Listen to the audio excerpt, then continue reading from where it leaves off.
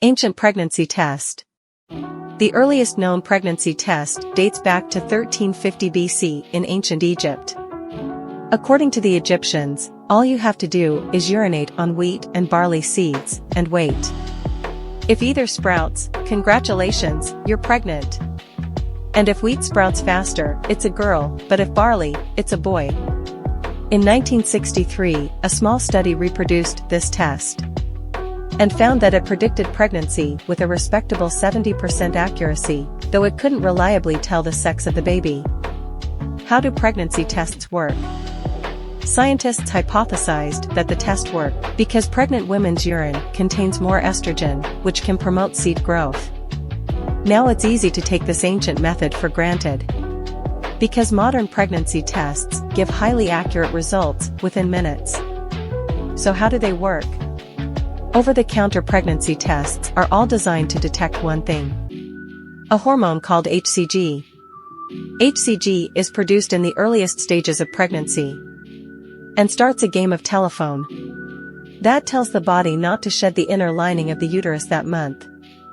As the pregnancy progresses, HCG supports the formation of the placenta, which transfers nutrients from mother to fetus. The test starts when urine is applied to the exposed end of the strip. As the fluid travels up the absorbent fibers, it will cross 3 separate zones, each with an important task. When the wave hits the first zone, the reaction zone, Y-shaped proteins called antibodies will grab onto any HCG. Attached to these antibodies is a handy enzyme with the ability to turn on dye molecules, which will be crucial later down the road. Then the urine picks up all the AB1 enzymes and carries them to the test zone, which is where the results show up. Secured to this zone are more Y-shaped antibodies that will also stick to HCG on one of its 5 binding sites. A sandwich test. Scientists call this type of test a sandwich assay. If HCG is present, it gets sandwiched between the AB1 enzyme and AB2, and sticks to the test zone, allowing the attached deactivating enzyme to do its job and create a visible pattern. If there's no HCG, the wave of urine and enzymes just passes on by. Finally, there's one last stop to make: the control zone. As in any good experiment, this step confirms that the test is working properly.